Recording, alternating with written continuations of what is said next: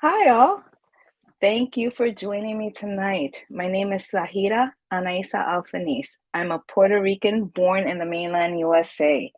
I'm a Yayi Ganga in Palomaombe. I'm a licensed New York State Reverend, certified aromatherapist, an herb and essential oil mixologist, and a high priestess of the Wiccan Family Temple.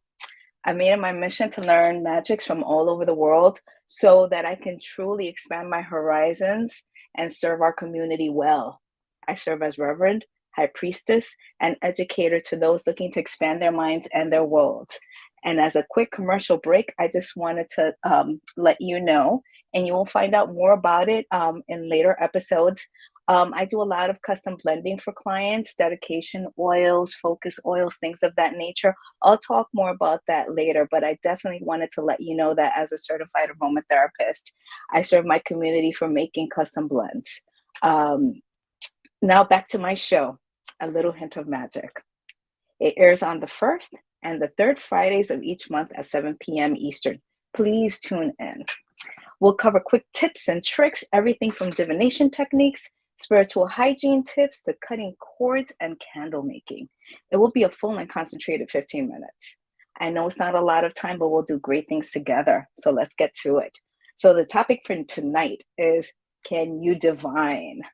We'll discuss who can divine, when one should divine, simple techniques for yes/no answers, cleansing with your divination tools, ethics and moral code. At the end, I will answer relevant questions if there is enough time. I invite everyone to DM me via IG with any topic requests and questions. My handle is at A Little Hint of Magic. So that's ALILHINTOF.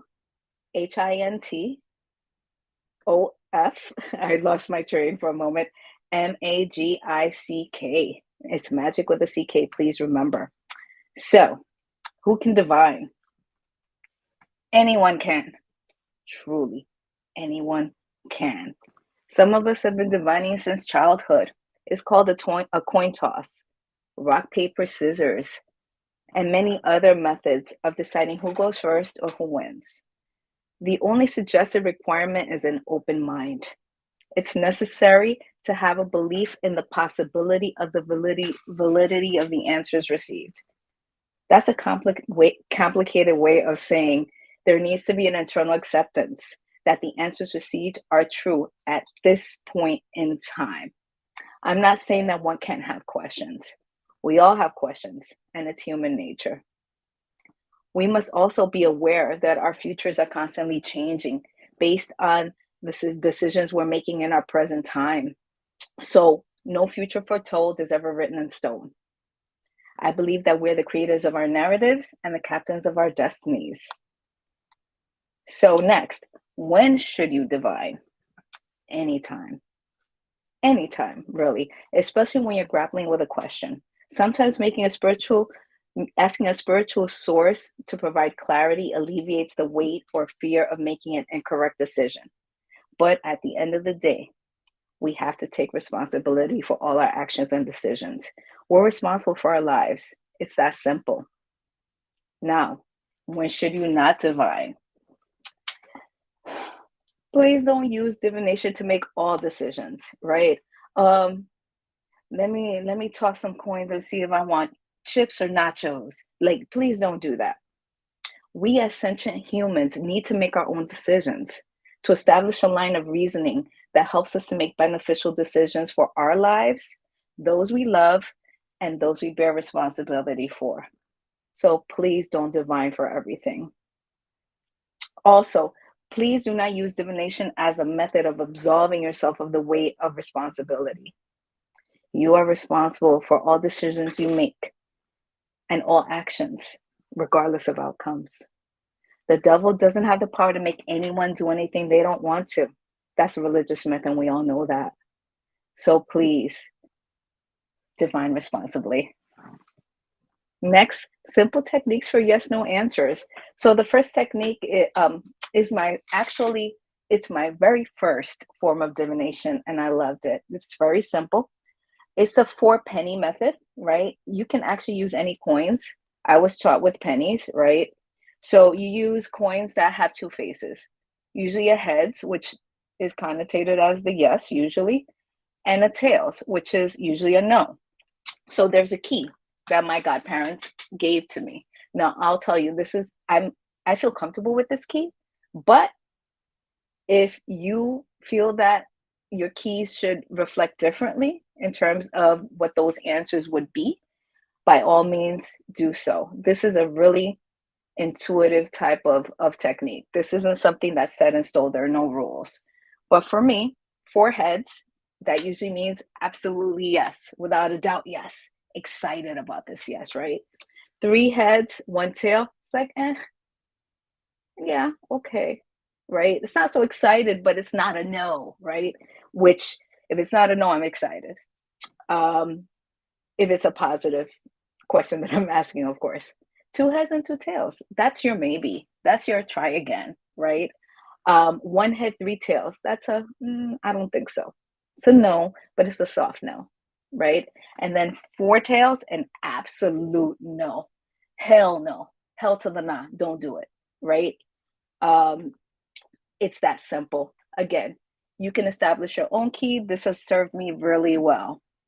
Moving forward to pendulums. So, who doesn't love a beautiful pendulum, right? This is a beautiful amethyst pendulum. I love it. It's beautiful. Um, but understand that the trick here is not to have super steady hands, right? Because if you notice, this pendulum is shaking all over the place. The energy like flowing from my hands, I've always had like kind of like itchy hands, right? Can't keep still. So that's not gonna help the pendulum. So the trick here is to clear your mind and focus on the question, not on the desired answer. I know you want a yes, but focus on the question so you actually get a real answer, right? Disconnect yourself from the result so that your desires do not affect the motion of the pendulum.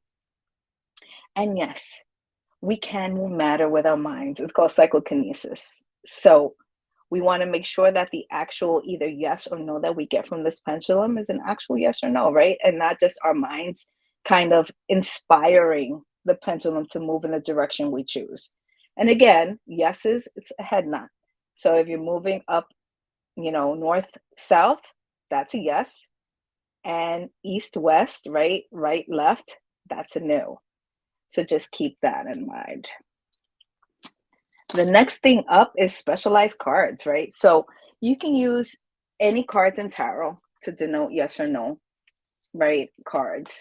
Um, this would probably be a no, right? But you can use, for example, I consider a death card to be a maybe card instead of a no card, right? Instead of a negative card. To me, the death card means the beginning of a possibility, right? The end of something that no longer serves me. So again, different people respond differently to the cards. It's not a one size fits all, right? And as a spiritual practitioner who's communicated with the dead since I can remember, right? There are certain cards like the death cards that have meanings to me because of my spirits that wouldn't be the same meaning for someone else, right? So again, there are no protocols here. You know, there's no set rules. It's very intuitive and it depends on the individual, right? And you can pick whatever card you want. As a matter of fact, I know folks that just make cards, right? And they put yes and no on the cards. And then they use a pendulum, right? Or even, and we're getting to that next method, a crystal to choose between the yeses or nos or between two images. So you can use a focus point crystal, right? To spin between chosen yes, no cards or between images. Let's say you're trying to decide, who you're going to go out with on Friday night. This person or that person, right? So you have two images, right? One of each person. You take the focus crystal, you spin it between the two, and that's your decision, right? So really simple, really easy, really cool. One thing that I must emphasize, acceptance, right? Once a decision or choice has been determined as a result of divination, one must accept the result. there is a reason the choice was made, right? At the very moment that the divination was conducted. But also, please note, like I said before, futures are constantly changing, right? Constantly evolving. It's never set in stone because it's determined by our present decisions. So even though you divine for one thing, if in the timeline you make a different decision, you go left instead of right, changes the whole timeline. So you always have a choice. It's always fun. And honestly, life is never boring because things are always shifting. They're never predictable that way. Now, getting to cleansing. So, cleansing your divination tools, right? And please note that one must cleanse themselves first before they start cleansing their items, right? We want to make sure that there's no negative energy or any interference, right? When we're performing the divination. So I'm going to just share a few methods. There are a ton more, right? So you can use your trusty Florida water, right? Your scented waters like Colonia 1800, um, floral waters like orange blossom, rose water, lavender water. What I love to do is I love to put in a little spray bottle, right? This Florida water travels with me wherever I go. So anytime I need a little, whew, right? Anytime I feel something weird and I just need to cleanse, I just spray myself or I spray my environment. As long as you're not spraying anyone in their eyes, you'll be okay. Um, Smudging. So I love to use Palo Santo, right? To keep good vibes going, right? A lot of folks use sage. Understand that sage removes all energies, right?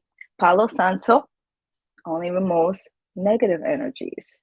That's why I love my Palo Santo. What I ask is that you please ethically source your Palo Santo. Make sure that whoever you're getting a Palo Santo from, that they're ethically sourcing it, because slowly but surely Palo Santo is becoming something that will no longer be on our planet if we continue to oversource it the way we have. So what you can do is you can take your divination tools, you light your smudging tool, and you just let the smoke envelop those tools. And that's a way of cleansing. Salting is another method. Literally just taking a little bit of sea salt, no kosher salt, no iodized salt, like sea salt to me is the best salt. Again, it's up to you and your intuition. Just put a little bit of it in purified water, filtered water, clean water. You say, your prayers over it, you state your intention, and then you take and you sprinkle it on your divination tools, because a lot of times some of our tools cannot handle water. So that's why I ask you to sprinkle it very lightly. Same thing with your floral waters or with your Florida water, your Colonia 1800. That's why I ask you put it in a spray bottle, because it lightly mists as opposed to kind of like draining things and drowning them in water. Lastly is your altar table, right? So you can place your divination tools on your altar. Anytime you do work, perform rituals on your altar, you will cleanse and consecrate your tools. It's that easy. It's that easy. Cleaning your tools is super easy. Once done divining, I like to thank the spirits involved. You can do this by saying the words, thank you. You can provide scents in the air with oils, aromatic, sprays, fragrance candles, herbs, incense blends. There are numerous choices, right? So it's really about, what your spirits like. Like some of my favorites are lavender, rose, vanilla, frankincense, myrrh, etc., etc. Whatever resonates with your spirits. Now moving on really quickly to ethics, divining for others. You absolutely never divine on behalf of someone without their permission. It's just as simple. The line is drawn. Do you follow the message, or do you just do what you want? Divination is a tool used to gain clarity and guidance. It doesn't tell you what to do, and it doesn't force you to do anything you don't want to. It is not used to justify an unjust action also. So let's say you want to do something to someone who's innocent because you just don't like them. That's unjust, right? So in divination, there's no form of divination that's going to tell you it's okay, unless there's something going on you don't know about. Excuse me. Please remember that magic is all about intention and justification, right? Please make sure of that. It's all about intention and justification. What you intend, how you want to move with your magics. The practitioner will color the intention of the spell and the action.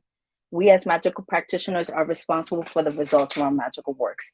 Keep that in mind. So as we come to the end of our time together this week, I want to make sure that you can connect with me to ask questions, share any info, or even suggest future topics. Excuse me. Your input is necessary. I want to hear from you. Again, DM me at A Little Hint of Magic. Thank you for your time and looking forward to seeing everyone in 2 weeks on September 1st at 7 p.m. Eastern. Have a wonderful weekend and blessed be. Thank you.